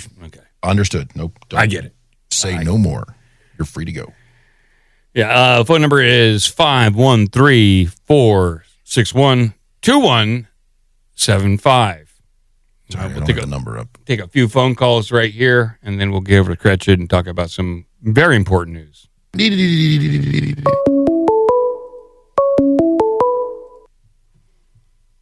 Caller, you are on the air. How's it going, Cretched? How's it going, Mike? Doing pretty good. Who are we talking to? This is Brandon from Oregon again. Brandon from Oregon. How's your tick situation? Honestly, we don't get much on the coast. They probably get them more inland, I'm sure. Yeah. But yeah, that tick story is insane. Definitely an easy bioweapon for them to use. I mean, obviously, we know Plum Island, the center for a lot of testing. Now, the rumor is that they released Lyme disease via ticks from Plum Island. Hard to prove, but wouldn't put it past him. Wouldn't. No, not at this point. Yeah, isn't that kind of the origin of the chupacabra also? I don't know. Testing on creatures, and then they came over. I think it was it Cuba? I know I can't remember. Chupacabra is a Central American kind of creature, but it's varied. They're being seen all over. Oh yes. What I was calling though, I didn't know. I don't think you guys brought this one up, but did you see? It says the article's from April 21st. The Loveland Frogman. Yeah. They're, I guess, trying to make it the Ohio official cryptid. Oh yeah, we covered that big time. Crasher brought that one up on the air because we pay attention to cryptid news and Ohio news. So yeah, we're really pulling for the Frogman here in Ohio. Oh, for sure. Yeah. Yeah. Also, too, I thought it was interesting how that they had the hantavirus come up right after the Disney cruise ship thing. Yeah, I love it. Of course, there's always some kind of cover up.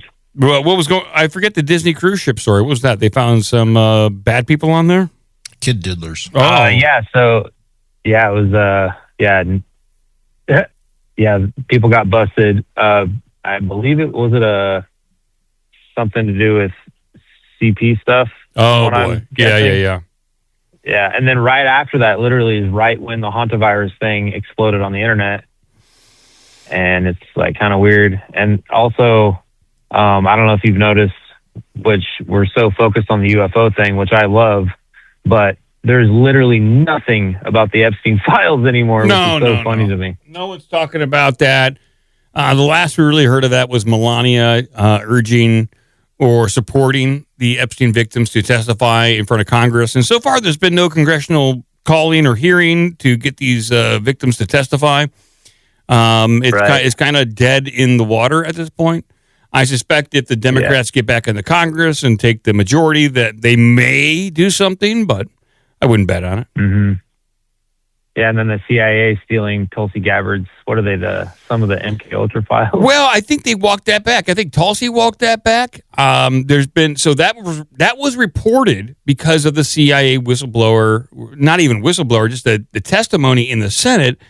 And then Rep. Luna took that role with it. Fox News took that role with it without any real verification. I think Tulsi walked that back herself.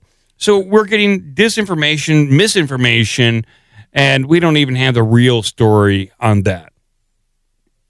Yeah, I guess that's the crazy thing about the internet. Just the same thing you were talking about with the ticks. It's hard to know what to believe. Everything, it feels like, at this point, including the Odyssey controversy, a psyop. It is one story after another to divide, to create some point of contention for people to argue about pointless BS, and like arguing over like the wrong minutia. They're not arguing about the right thing. It's like they're talking about the story that's important, but the wrong aspect of the story. Yeah, hopefully it'll just bring both sides a big eye opening to where we all just come together. Yeah, well, that's what the point of Project Bluebeam is. So we'll see what happens. Yeah. All right. Well, thank you for your time, guys. Thank you, Brandon. Take care. You too. Bye. Yeah, that's what they want people to get together, but on their terms. They want people to have an agreed upon reality, but only the one that they put forth. It does make you wonder when there's this news comes out and then they have to walk it back or something gets, they bury it immediately. I did put that Disney, a story about that Disney cruise ship arrest in the carrot shop. Oh, okay. Oh, yeah. Investigations found 27 cruise ship workers, including from Disney, engaged in CP. I don't even want to say it because this is going to be released on YouTube. So this is, Disney doesn't want this. This is bad PR for Disney. It's not good. That's not good. 27 people. To me, that's a conspiracy. No, it's all in good fun, Mike. Relax. Come on. Yeah, it's just ridiculous. Caller, you're on the air. Go ahead, please. Yes. Hello, this is Cloud 10 for the Discord. I was calling in because of the tick issue. Yeah. That's since the 50s in Fort Detrick. Oh, yeah, Fort Detrick, yeah. Yeah. So, nothing new. They've been doing that stuff forever, no different than the mosquitoes they use. It is bad because a lot of people are going to want to eat meat, but this is a way for them to restrict proteins and now try and sell their fake garbage. Yeah, it really does make a lot of, I guess, business sense. If you're Bill Gates and you are a businessman trying to sell fake meat, this would definitely create a need or help fill your niche in the market if you force people to not eat meat and they still want it. Yeah, and we all know that protein is obviously the prime nutrient that actually does increase brain activity and things like that. So it's just another way to keep the sheep in line, similar to the flock cameras that everybody's putting up that nobody seems to really know too much about yet. But hey, where are you calling from? South Dakota. You got tick issues down there? Not as of right now, but I will be pulling the flamethrower out and burning some shit. So yeah. Correct. Do that. Just burn it all down. Yeah, I figure it's South Dakota. You guys got a lot of wildlife up there, and you'd have some pretty big tick issues. Yeah, normally I haven't seen any of the boxes. I just have been on top of it. I posted that in Discord, I don't know, a week or two ago probably, and I could very well foresee it being real. I don't think that I can't put anything past this government. They're going to draw everybody's attention away from the Epstein files with whatever it takes. And like you said, create division among people so they look at each other and not look up. Unfortunately, dropping ticks like bioengineered disease-carrying ticks out of planes or helicopters. That should seem far-fetched, but unfortunately, it's not. Like it's believable at this point. Yeah, it seems very, very believable in the grand scheme of things if they're manufacturing viruses. Yeah. But, oh, Billy boy. Yeah, here we are. So that's just, I think the other subject would be, the flock cameras, which links to the data centers. Yeah. Like, they're going to be used as surveillance centers, and I'm not sure if you know, but your home state has quite a few data centers. I know. They're going to put one in about 20 minutes from me. I got to deal with it. So, what's your name in the Discord? Yeah. Cloud 10. Hey, Cloud. All right. Hey, thank you for calling up, man. We're going to get to some Cretched news. Cool. Can you give me some power coming before I get here? For you, because you're a Discord guy, let's see what I can do here. And it's not power coming. We're just doing some weightlifting here, okay? Here's some weightlifting for you, right? Okay. The military press. I appreciate it. There you go. Thank you very much. Great show, as always. There we go. It's just the people downstairs in the gym. Yep. Working out. Take care. Thanks, guys. Love you. Bye. Yeah, and on the genetically engineered tick thing, and I know there was a bit of a for those listening, it wasn't audible, but in the Alex Jones clip, there was video of Bill Gates talking about that. Yeah. You can go back. It's on YouTube. It's everywhere. It's on the TED website. He did a TED talk about releasing genetically engineered mosquitoes to deliver vaccines. So how far is that to say you can't have some sort of genetically engineered, manipulated, whatever disease-carrying tick just dropped on people? I love it.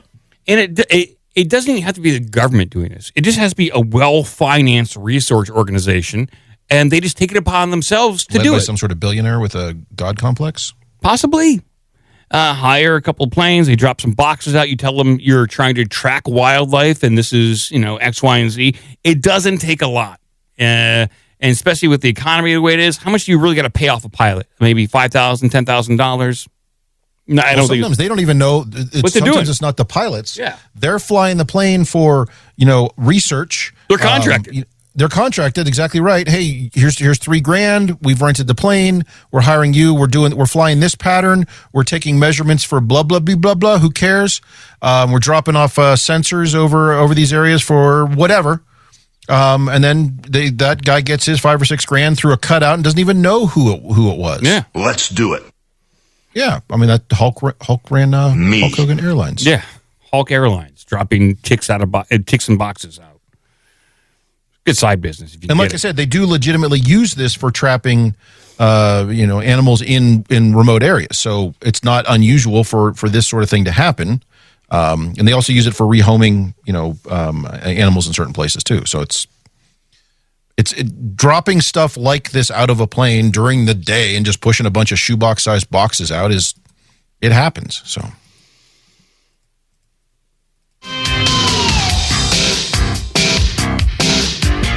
No, bro. No. All right, we're going to start with this story because I forgot about it on Wednesday. We talked about it a week ago, and we said, let's hold that for Wednesday. Okay. And I forgot to bring it up on Wednesday, so now I got to scroll all the way back up here to last Saturday. Of course, now I can't find the story. Here it is. I found the story. So a few weeks ago, we talked about the trend of looks maxing. Oh, yes. Here's a version of looks maxing, which goes a little bit further. And then there's a very, very detailed article from Men's Health on this. Oh, boy. But here's the intro one, which I believe has a news story. Ball maxing is electrifying, addictive, euphoric, and transcendental, according to those pursuing bigger balls. I love that headline. Ball maxing. Okay. If this is the article, foxnews.com. If we're going to have looks maxing, we might as well have ball maxing too. Am I right? To be clear, I'm not advocating that either should be a thing, but since nobody is putting a stop to the one, why not have the other? I guess I see his logic here. Let's do it. Looks maxing is bizarre online self-improvement practice, according to Wikipedia. It focuses on the process of maximizing one's physical attractiveness. Now, ball maxing is slightly different from that. I like that their file picture is just a guy holding up like an exercise ball. Yeah, he's holding an exercise ball. See, look at him. He's happy. He's got a big ball. He's maximizing balls. Ball maxing is all about going for the biggest balls possible. Why? Who really knows? But here it is. Why? Because they're crazy. According to Men's Health, there are some who have been wrapped up in the pursuit of bigger balls for many years. A 57-year-old man by the name of Marcus told the Men's Lifestyle magazine that he's been obsessed with making bigger balls for decades. It's a passion he thinks grew out of comic books that he's read as a child. What comic books are these? Apparently on some sort of Disney cruise. You know, the ones they hand you when you get on the ship. I don't know what comic books are these, but I would kind of like to know. And I kind of don't want to know. Well, he might be reading some like rated X comic books. I found him in the woods. By his own measurement, his scrotum is bigger than a mango. So that's 14.5 inches. He has managed to grow it to the size by injecting a surgical lubricant into his ball sack. He had green balls. Yeah, at that point, maybe if you're injecting yourself with some stuff, I don't know. That's not good. You shouldn't do that. Why? He's not sure. But he's learned a few things along the way. He said, I'm astonished at how flexible the testicles are. They just expand. All these balls. Yeah, a lot of balls out there. Fascinating. Not only that there's someone out there doing that, but he's not alone. Men's Health reports that there's a subreddit for saline inflation that has around 8,700 members. I guess that's related to ball maxing. Give me your balls. They, of course, are sharing their own ball maxing journeys with one another. A journey described by Jack, 31, who told Men's Health, nothing really matches experiencing it yourself. Hey, I'm here to chop your balls off. No, I need those. I'm maxing them out. The blue collar worker added, you have to talk yourself into doing it. Find the time, get everything prepped, then sit there from anywhere from 30 minutes to an hour and a half while it takes effect. This is crazy. This is craziness. This is really happening. Balls. Well, and related to the looks maxing thing, we had the people who were smashing their jaws with hammers and rocks and stuff to like make their jaws more pronounced. Yeah. This is mental illness. Yeah. Black balls. The Harry Balls Government Center. I remember that one. That's Harry Balls Government Center. That's a good one. Holy shit! Grow some balls. Or make them larger. I guess. We're trying. Yeah, I think that's what they're trying to do. My balls feel like concrete. I think they do after you ingest them. That's not even from a film. That's just Al Pacino during an interview. They're pretty big balls. How are you, Mr. Pacino? My balls. My balls feel like concrete. I've been ball maxing all day. There's a burning sensation that is apparently part of the whole experience, an experience that has been described as electrifying, addictive, euphoric, and transcendental. One may come to the conclusion that perhaps they have too much free time on their hands if they're pumping saline into their balls for fun. I say that they're not. I say at least they're not carving up people in their basements. They're pretty big. Well, balls. that's an extreme alternative. I'm going to do this at the new Odyssey movie. I'm going to ball max at the theaters during the. Be that guy. What's he doing over there? What's that guy doing? I'm ball maxing at the theaters. I love this movie so much. To me, this is a form. I have to believe this is a form of psychological warfare. This was introduced. This is my opinion. As something that people don't really do. This is thought of in some think tank, introduced into internet meme culture to see if they could get other people to do it. And it's psychological warfare. I don't think anybody would have done this on their own if it wasn't promoted in a way. And now that Fox News has reported on this, it will promote it even more. And now that we're talking about Cratchit, I guess we're contributing to this the ball maxing culture. So I guess related to that, click that next link I put in there. We don't have to cover it, but just see how detailed this is to your point. My God. Oh, my God. Inside the battle for bigger and bigger balls. So this is it's from Men's Health, and it's from about 2 or 3 weeks ago. This goes on for pages and pages and pages and pages. So why is this all coming out now? And maybe you're right. Maybe this is a psychological warfare. I think so. I have to do it. Look, your balls are very sensitive, and I shouldn't have to tell you that, but they get upset by this. To inject them, to take saline solution into the most sensitive area of probably on a man, and to try to engorge them with this is that really no one is going to see. This touches into fetish area, and I think there's a psychological operation going on here to convince probably mostly lonely men to do this. Oh, God. So it prevents them from ever breeding ever again. This is my opinion. I think this is a psychological operation. And they're convincing people to do this. And then Men's Health is on board. Look at this article. Look how detailed this article is, Gretchen. You saw it. Insane. Taking ownership over my own body was a lot of the drive for scrotal inflation. I have to do it. That's not as good a term, by the way, as balls maxing. Yeah, I mean, yeah. Well, that's the meme culture right there. They proper branding. Scrotal inflation, that was my high school band. We weren't very popular, but the principal made us change that immediately. They're like, you boys can't go on stage with that. You can't go on scrotal inflation. All right. Well, that's a very troubling story, but we have to cover it. Don't do it, people. Do not do it. God damn. All right, I've got some fun criminal news of dumb criminals doing dumb things, but let's see if we go to that's criminal. We have some AI stuff. You know what? Let's go with this one. It's not AI. Okay.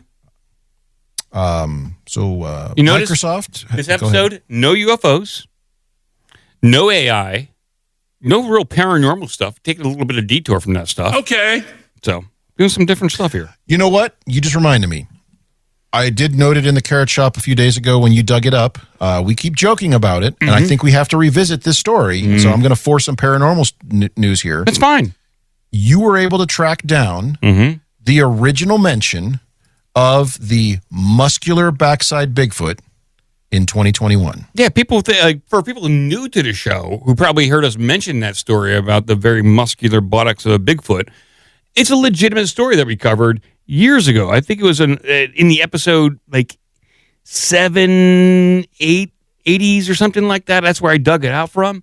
Yeah, so I put it back down at the bottom of the Carrot Shop. Why don't we give a short version of that, rehash that story, and you can look it up at the Bigfoot Field researcher, Bigfoot Field, whatever it's called, BFRO or something like that. Yeah. Bigfoot Field Research Organization. Read about it. It's logged there, so you can read about the story. Yeah, here it is. Bigfoot sighting reported in California. I have never seen anything like it, says witness. Oh, really? Yeah, it looks like 2021 is going to be just like 2020 when it comes to reports consistently coming in from around the world regarding sightings of Bigfoot. So this is an old article. COVID, in fact. Yeah, it's right around COVID.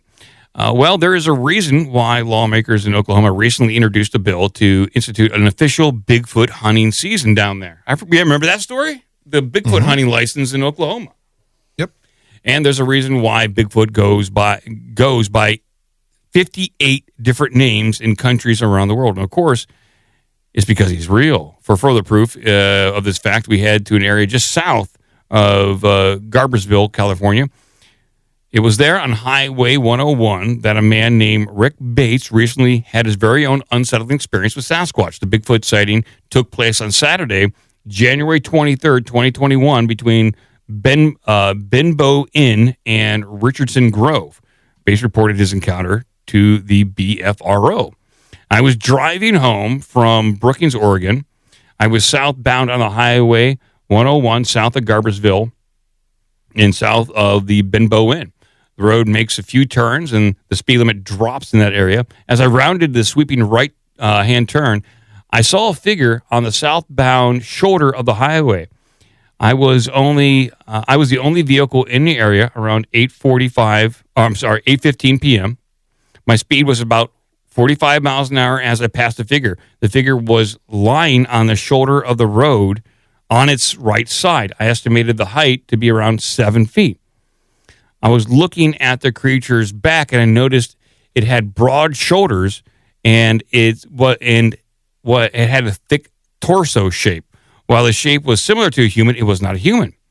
It was wasn't a bear either. I could see muscular features in its glutes and a head on its shoulder that somewhat tapered towards the top and being held off the ground. The hair was chocolate brown and very coarse. The hair was not fur like a bear at all. So there we go. He took note of a very muscular glutes that this creature had. Okay. I mean, that's not a lot of people look down. I've said this with cryptozoological encounters. You got to look Tell down me about their junk. You got to take a look at their package to see if they're physical in this reality. That's crazy, man. But he did. He checked out the junk. He's like, that guy's got that's it. Sasquatch, nice ass. That is weird. Very muscular. Bunch of quarter off that thing. There we go. There's a little recap from 2021. We pay attention to this stuff, and I'm glad we touched on it again. A little recap. Booga. Yeah, booga. There is also another story that was similar about the guy seeing similar in this nature. He's driving along the side of the road. He saw Bigfoot at the side of the road. Bigfoot takes off up a hillside. Yes. And the guy specifically commented on how muscular his back, legs, and buttocks were to be able to just power straight up the hill like that. Mm-hmm. So it had to be a man in a monkey suit. Could be a very, very muscular man in a monkey suit. Yeah. Bigfoot. Well, let's move on. I like that little recap there. Kind of falls in line with Monster May.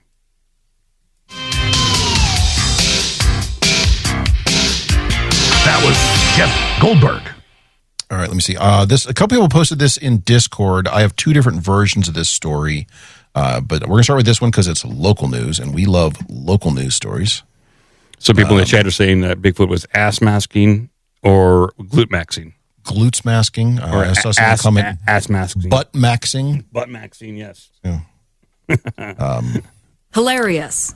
So let's start with this one from Channel 2 Atlanta. The glorious harbinger of our future when the robotic cars get confused. Come on. And there is local news story about this story. We want to run that. Let's get this up on screen. Now get that clip ready again. I'm trying to get it up on screen. I'm trying to reload. I'm having some internet. My internet's all jammed up right now. Like some sites are loading better than other sites, and this one's While not. we're waiting for that, we'll have clip, the photo here of Bigfoot doing some hip thrusts. All right, on the side of the road. Pull up the goblin clip. Oh, I see. Yeah, there you go. Oh, yeah. Does that help the glutes right there? That is a glute. That is a fundamental glute exercise. Okay. Weighted hip thrusts. Oh man. Okay. Works the abs, glutes, core. That's great for all that. So he's focused on his targeted exercises here. I don't know why my internet is going so slow, but oh well. If you're having maybe DNS issues, here try this. Here's an alternate or not alternate, but there's the other story I have about this. Also as video, but it's not local news. Okay, let's try that one. Yeah, Fox News came right up. Yeah, swarm of empty driverless Waymos overrun Atlanta neighborhood. This is disturbing. Insane. And I got mixed emotions about this one. Well, if you recall, several months ago, maybe a year ago, there was a story about somebody who lived in San Francisco, and all the Waymos were like jammed into one parking lot, and they were all honking at each other all night long. So apparently something in their programming, when something like this happens, they all just kind of swarm an area and get stuck. Yeah, I think I have the video up on. I think I finally have it up. Finally got loaded, and I think this will work over here. Let me see here. Of course, you know what? WSBTV.com. They don't have bandwidth. I don't know why they don't have bandwidth, but it's loaded for me. I'm sitting here watching the video. Like I said, I think it's my internet. I think that the priority ticks in your internet. Something's going on here to where it just refuses to load. And you need to reboot that router, son. I probably do. It needs to resync all its DNS records. It's not a bad idea. Turn it off, turn it back on again. Turn off, turn it back on again.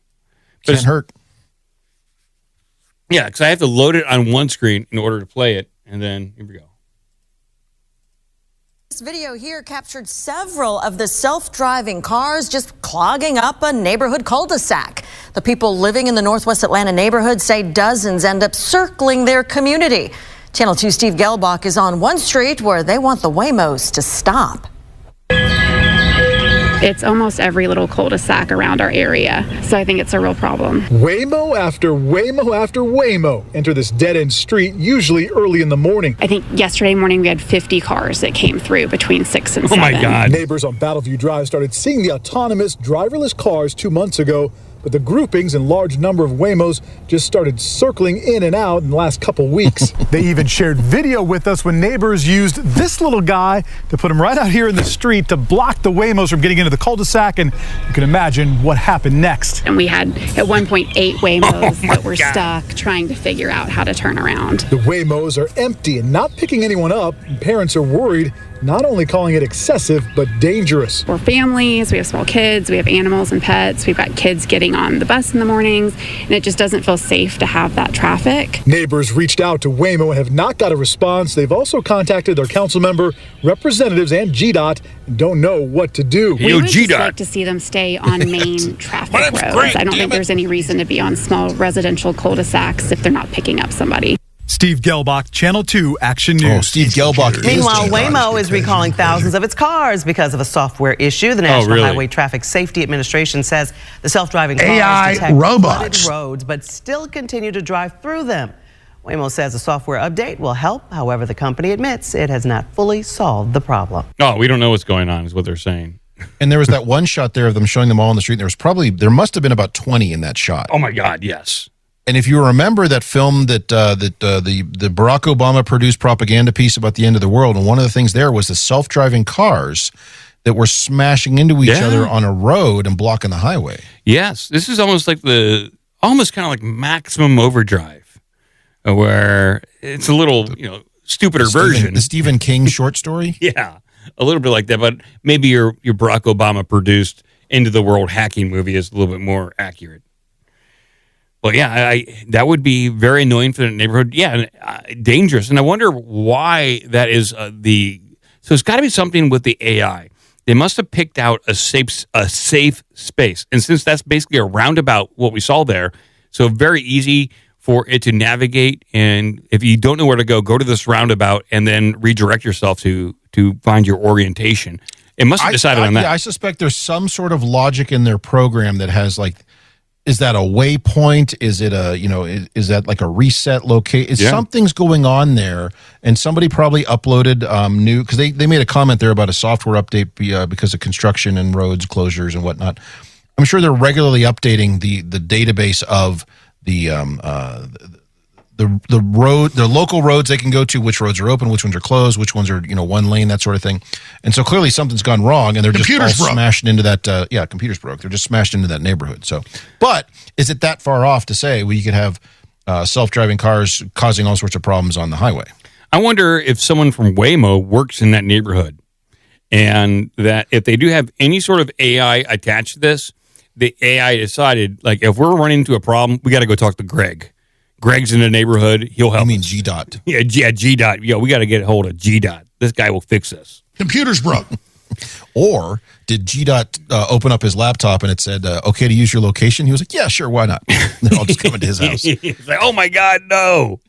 Have a computer problem. They're following him all over town. He looks up while he's at Starbucks. There's just 27 Waymos just waiting down there. That would be creepy if you're being followed down the street by like 20 Waymos and they just won't. You can't shake them. Yeah, it's ready for like a Black Mirror episode right there. That's right. You go out to your car to get in your car, and like off in the distance, you just catch. Out of the corner of your eye, you catch the front bumper of a Waymo, and then it backs up, so it's behind a building. Just so lurking around the corner there, slowly lurking. Like, oh, what's going on there over there? Oh my God, it's everywhere. Oh my God, there's another Waymo. They won't leave me alone. They're honking at me. I wonder, can Waymos honk? I would imagine they. Yeah, they do. Yeah, they have to do that. Yeah. Because that's what we found in that video from, I think it was San Francisco, where they were all stuck in a parking lot and they were all honking at each other. Oh, yeah. So that one's having problems. Yeah, it's got a bad motor. It's still like... Try it again, Waymo. Yeah, come on, Waymo, start up. What the hell? It's not running well. I should send that one in. Try again. Honk longer. Maybe that'll help you. Give it some gas.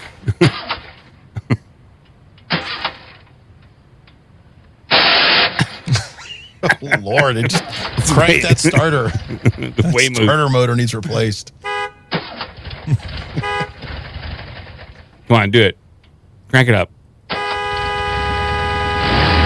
By the way,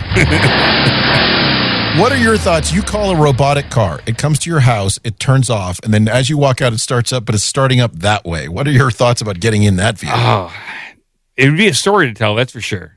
Definitely be a story to tell, but I wouldn't feel safe getting in that car.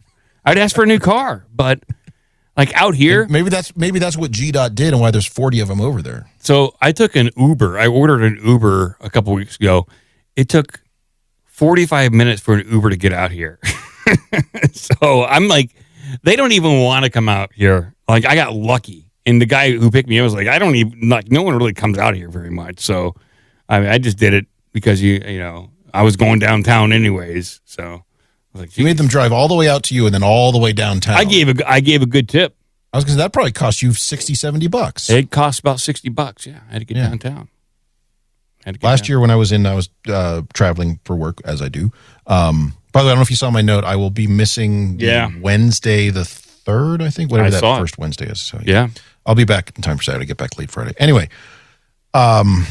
I was in Raleigh, North Carolina, and they do that surge pricing crap there. And so I was going from my hotel to the airport for an early morning flight, and it was like $75 to do that. And it's just like, this is ridiculous. But you don't really have any options. No. You're kind of stuck with that. Surge pricing. It's like dynamic ticket pricing when it comes to concerts.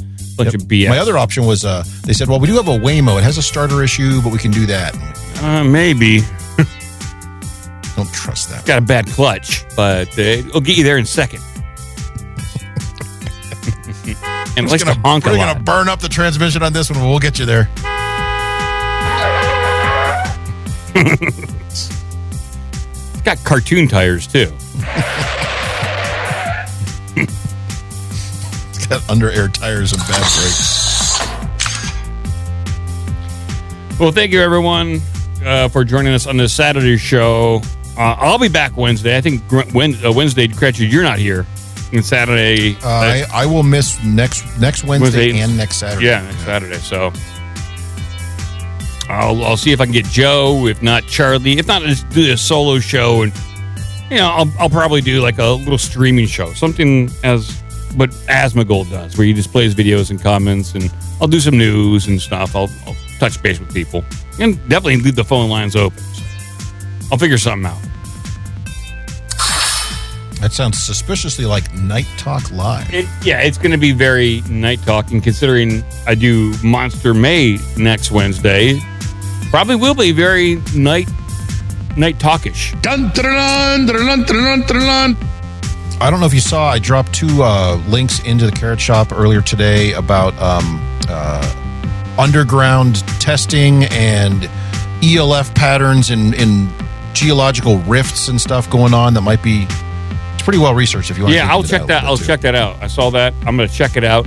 And there is so when it comes to Skinwalker Ranch, there is a big water reservoir under Skinwalker Ranch. So aquifer. An aquifer, yes. We'll take a look at that. And hey, you know what? Skinwalker Ranch coming back probably in a few days. I think it's next week or this week. So I'll be ready for that. Big time. Yes. Love that. Season 6. When is that? We got a UAP, y'all. What the crap is that? What the hell?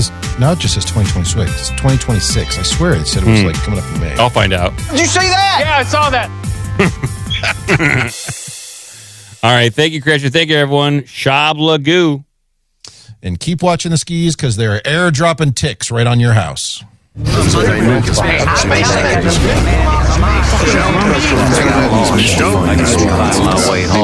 husband Fred was her most loyal supporter. That is weird. What in the heck is going on? All right, I'm excited to start reading.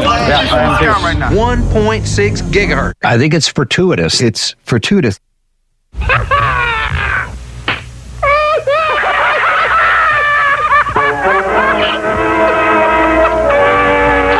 That's about all. Shablagu. Sit, Ubu. Sit. You're going to jail. Good dog. Until next time, take care of yourself and each other. Until next week. Nanu.